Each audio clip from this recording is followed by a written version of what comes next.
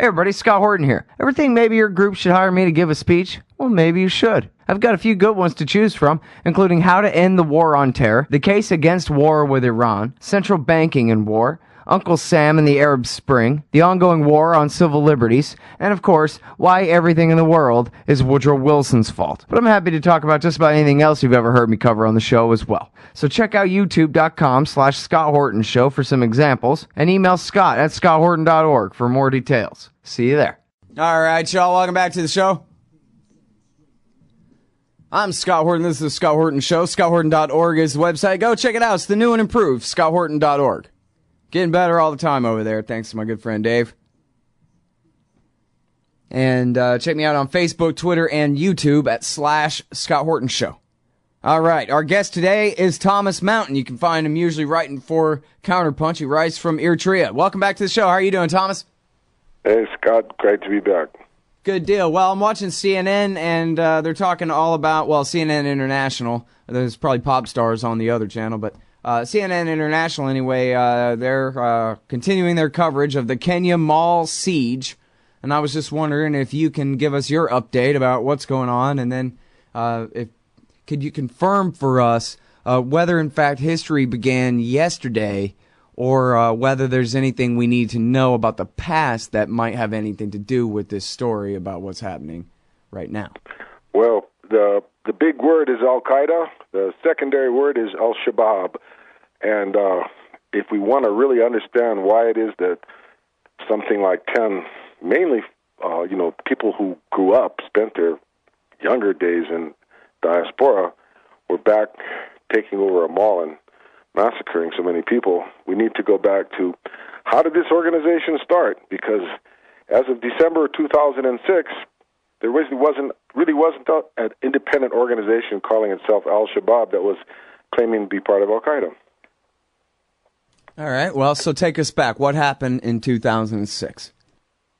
Well, at the beginning of 2006, there was a movement called Union of Islamic Courts, founded in Mogadishu, the former capital of what was once a state called Somalia.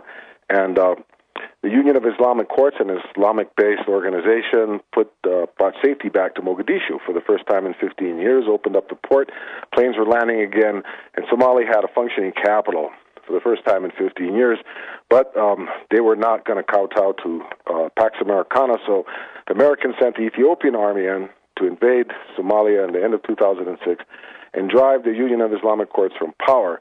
The senior members, the older guys that really held power, they fled the country, ended up eventually in Eritrea. But it was the young guys, the al-Shabaab, the youth, that stayed and fought the Ethiopian occupation, which lasted 2 years, cost over 20,000 Ethiopian lives, caused at least 500,000 Somali refugees and unknown thousands of dead Somalis. And eventually the Ethiopians pulled out most of their army, not all, but most of their army about a couple years later, who were replaced by African Union troops from primarily Uganda, but also Burundi and other countries. And eventually they have today over 20,000, including Kenyan troops. Now that brings us to al-Shabaab. They stuck around and they fought. They led this anti-Ethiopian resistance, which every Somali is genetically opposed to any Ethiopian domination of their country, going back a millennium, and eventually got a lot of respect that way among the people. But see, the bottom line is a lot of people don't know. This al-Shabaab, the so-called terrorists, they're basically clan-based militias, and they're in it for the money. A couple of years ago, a senior Somali leader told me that he told that everybody, there's 10,000 al-Shabaab confirmed fighters who get paid $200 a month. That's $2 million a month. If you got $2 million a month, al-Shabaab will fight for you. So these guys are mainly doing it because they got families to feed. The country's in economic disaster. So that's kind of pops the bubble of al-Shabaab, the heroic resistance. They're also Wahhabis. The Wahhabi line is now pretty much dominant in al-Shabaab. Sheikh Always, the founder of the Union of Islamic Courts, is now in a Somali government prison, driven out from his, safety, basically, but it had to flee because the Wahhabists were out to kill him, as they've killed a whole lot of the top leadership recently. See, the interesting thing is, al-Shabaab's a Wahhabist organization. They've come into Kenya because Kenya is invaded Somalia and took over the port of Kismayo, which used to be a major source of funds for al-Shabaab in Somalia. to the charcoal trade. So, where al-Shabaab's getting its money today is a good question. They've got to have to at least $2 million a month to pay the soldiers alone. So, we're wondering now. Go ahead. If I could stop you for a second, I just want to clarify something. When you're saying that the al-Shabaab guys lately have succeeded in taking out some leaders of the Islamic Courts Union, these are the guys that they used to fight for, but then since 2008 or so, they've been fighting against. Can you explain that? Well, see, al-Shabaab is not a homogenous organization. It was composed of very moderate elements like Sheikh Always, who was the founder of the Union of Islamic Courts and wanted no foreign interference or ideology in Somalia whatsoever, all the way up to the hardline Wahhabiists, who, if history is true, is funded by the Saudi royal family. Now, I don't have any proof of that for al-Shabaab, but every other organization we've ever investigated that was a Wahhabiist got its money from the Saudis. Okay, so interesting that Saudi money, Saudi money and al-Qaeda, nothing new there. So, any case, al-Shabaab is now, they're saying that, we've seen reports of Sheikh Always having to flee for his life and ended up almost seeking refuge from the new Somali government. The interesting thing is the new Somali government has expressed a desire to have reunify Somalia, and now even the Eritrean government's come out and said we are engaging with them, not recognizing, but engaging with them. So the former Union of Islamic Courts, many of their top leaders who were in exile, have now returned to their homes in Mogadishu. So there's been a major change there going on, but the moderation on the Somali government's part and a extremism push on the al-Shabaab's part. The bottom line is Kenya Army invaded southern Somalia, is occupying southern Somalia, has captured the town of Kismayo, has caused all kinds of chaos and infighting among the tribes, the clans there. Somalis have been killing each other. Somali blood in the streets of Kismayo as a direct result of the connivings of the corrupt and brutal Kenyan military. So we've got an example of chickens coming home to roost. The Kenya goes into Somalia, which the Kenyan people, if you ask them, very few of them really think that they should have gone into Somalia. And the evidence, when you look at why they used to justify why the Kenyan army claimed the right to invade southern Somalia, is really dodgy evidence. And a lot of it points to even kidnapping going on by Kenyan police and Kenyan army being involved in some of this stuff for ransom payments. So paramilitaries and other people. So Kenya's in there because the U.S. told them to go in, send their army in to join the UN peacekeeping forces and pacify southern Somalia, shut down the port of Kismayo. They the 20,000 peacekeepers they have in Mogadishu can basically secure Mogadishu and some towns and roads around, but they're constant sniping and attacks against the AU peacekeepers, in a regular loss in there. Any case, al-Shabaab's been carrying on effective resistance throughout southern Somalia, and basically the Somali fighters under al-Shabaab and others that control the countryside, you get off the roads and out of the main towns, it's al-Shabaab country, and the government goes there only heavily armed. So, but this is punishing Kenya. I mean, this is like a big black eye to the International Criminal Court indicted president of Kenya, Raila Uhuru Kenyatta. He's saying, the fact is that they could come in and attack a mall that's partly, or if not in majority, owned by an Israeli company in the middle of the capital and kill all these high-profile people, and the Kenyan government says, "Oh, we've got security in the country." I wrote an article. We talked about this some time back about Kenya's in trouble, serious trouble, and I predicted all this internal, chaos and fighting. And this is just from Somalia in the north. Because of the counterinsurgency that the Kenyan army is raising among the Somalis in the northern Kenya and in southern Somalia, there's this huge well of resentment building up and hatred towards the Kenyan government because their army is so brutal, the police are so brutal and corrupt, they're just going in and murdering and pillaging, and there's all this rape going on, and the Somali people are just really in an uproar about how they're being treated in Kenya even by their own government. Mm-hmm. So this is going to launch you're going to be a new round of pogroms against the Somalis, and Kenyatta, the president, practically said so in his interviews. But he made it clear, we're going to find these guys. Well, our police are going to give them carte blanche to go on the countryside, and our death squads are going to be, so everybody's going underground. But see, this isn't the only problem Kenya's facing. Kenya's facing an independence movement in the port city of Mombasa and the regions around there. And, we talked about this last time as well, this independence movement in Mombasa. It's mainly a Muslim-based organization. It includes a lot of Kenyan Somalis as well, and it's got the potential to very much destabilize the Kenyan government, which is a model of Western-based democracy. They stole their latest election fair and square like they've done every other one. Mm. Well, it's true that part of the definition of blowback is its consequences of secret foreign policies. So it seems like those planes just came out of the clear blue sky with no explanation other than they hate us for being good or free or something like that. But in the case of this attack on Kenya, ain't no mystery about it, right? I mean, for the people of Kenya, those who would say, for example, like to shop at that mall or who have in the past, they know why. They know what's led to this attack when their government is occupying the country next door, for crying out loud. Well, Malcolm X said, chicken's coming home to roost. And, that it's no secret that al-Shabaab has been threatening Kenya. And they're saying, look, if you don't get out of here, we're going to come in and do something big in your country. They've been saying it for 2 years now.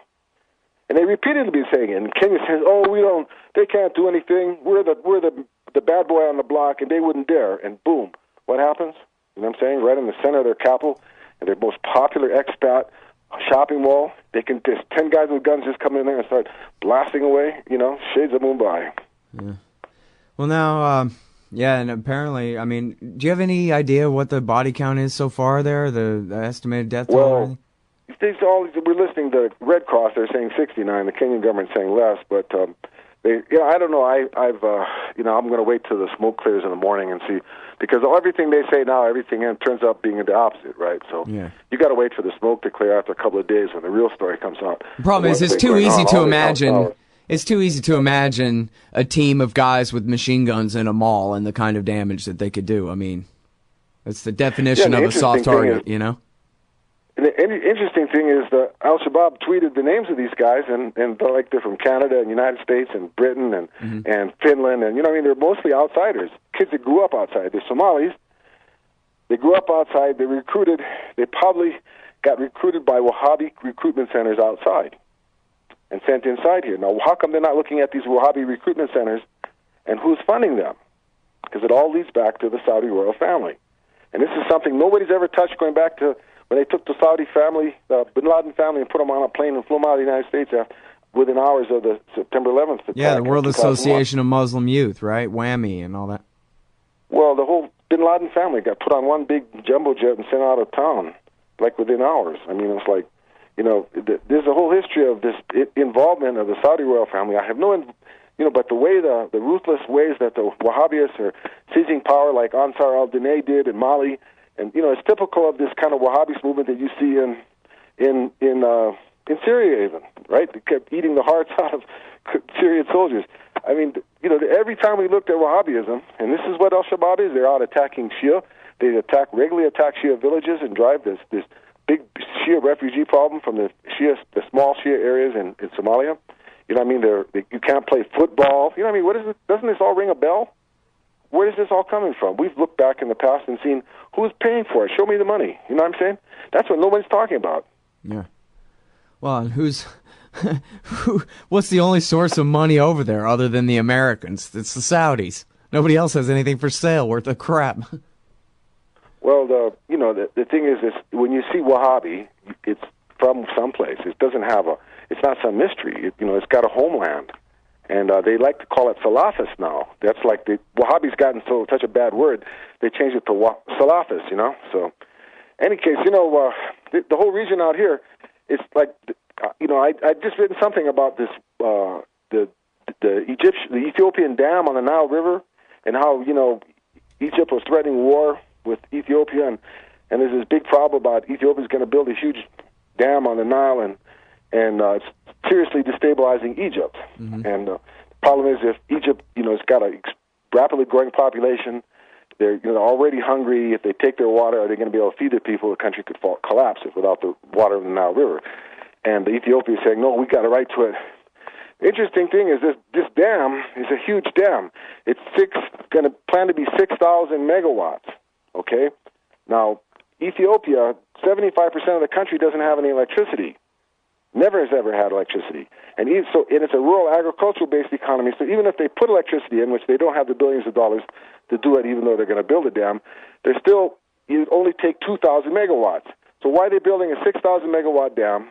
For the Ethiopians only need 2,000. They could build smaller, cheaper dams without affecting the Nile River and because it's a Halliburton contract. Well, this is something the World Bank, 51% owned by the USA, has been the baby behind it all. Okay, so this dam is not really needed. It's not going to benefit the Ethiopian people. Why are they building it in the first place? It's going to destabilize Egypt. It's part of crisis management in our region. It's like why the U.S. sent the Ethiopian army in to destroy the first real government in Somalia was because the United States doesn't want peace. They want war so that they're better to control and loot and plunder. In the case of Egypt, if they couldn't have Mubarak, they have Mubarak too. And it's the brute force policy that the Americans support. So, any inklings of an independent leadership have to go. It's crisis management. That's the strategy in Africa. You see it creating a crisis and destabilizing the region between Egypt and Ethiopia. I mean, well, let me ask you, Thomas, what's the empire's interest in destabilizing Egypt now? I mean, they've got their dictatorship back. Well, they got it back, but but that's the thing is they destabilize it by getting rid of Morsi. But what that does is leaves the Egyptian people fighting among themselves. And that's as Americans, as far as they're concerned, it's the main thing is the control of the Suez Canal. Okay, that's all they really matter. And even if the Egyptian army were to kind of crack up and not be very effective at killing its own people, they could bring peacekeepers in to control the Suez Canal. The Americans will just as soon see the Egyptian people kill each other than see any sort of an independent government, even the beginnings of a transition to an independent government happen. So, I mean, that's why Morsi had to go. Now, right now, by putting the iron fist back in place after Morsi, it's inevitable. People had a taste of freedom. They're not just going to go back in their homes and accept it all. You know what I'm saying? Right. So it's destabilizing the country. I mean, economically, the Americans give some wheat to Egypt. But other than that, it's the Suez Canal. They pay their $1.5 billion every year, and the Army's officers get their salaries, and that's pretty much what's going on. If the Egyptian people, who are 70% illiterate or 60% are illiterate, kill themselves, Americans don't really care. You know what I'm saying? They've got the Suez Canal. That's the main thing. And number one, control the Suez Canal. Number two, do pose no threat to Israel. If the Egypt's that situation and they're killing each other, America's happy. It's called crisis management. It's like what's going on in Congo. It's like what's going on in Somalia and so many parts of the world. So that's what I mean. That's what we got to expect. And like to hold this dam on the Nile River is just another example of how where Africans in East Africa were actually organizing a intergovernmental economic forum and trying to get independent inter-regional trade going on and strengthening economies through bilateral trade on favorable terms, and the Americans don't want that. So if Ethiopia and Egypt, two of the biggest countries in Africa, are going to get along, that's a threat. The Americans want them to fight.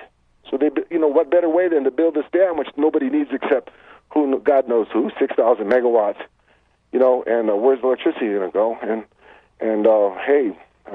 But we'll get a good war, maybe. Yeah. All right, well, now, so back to the al-Shabaab attack in Kenya here. What do you expect will be the consequences of this? I mean, like I was saying at the beginning here, the American narrative is that history just began, A program against the Somali population of northern Kenya, for one thing.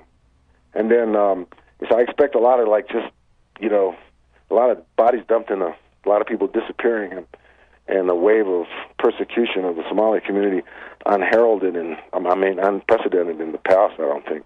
I think Somalia is going to be all considered terrorists. It's going to be like Tamils we're in Sri Lanka. That's how it's going to be for Somalis in Kenya now. It's going to be really bad.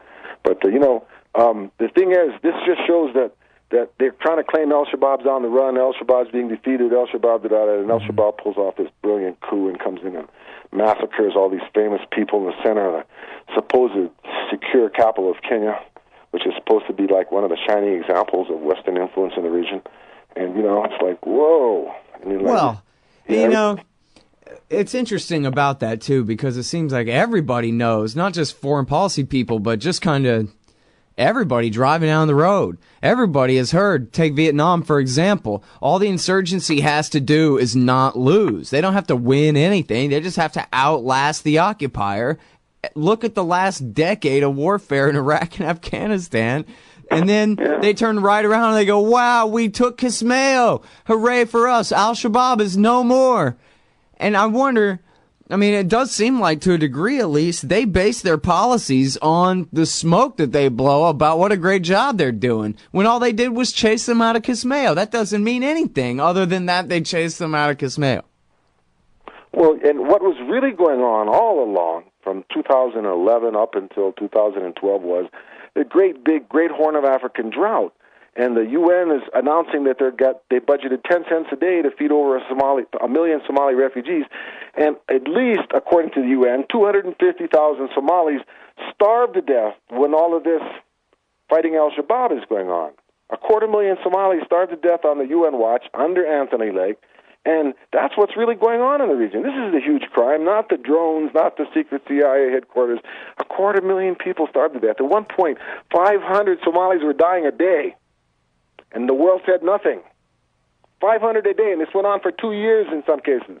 And that doesn't even include sections of Ethiopia where the Oromos are. And the Somali in Ethiopia, in the Ogaden, they're talking about up to 1,000 people were starving to death every day during this period of just within the last couple of years, and no one said anything.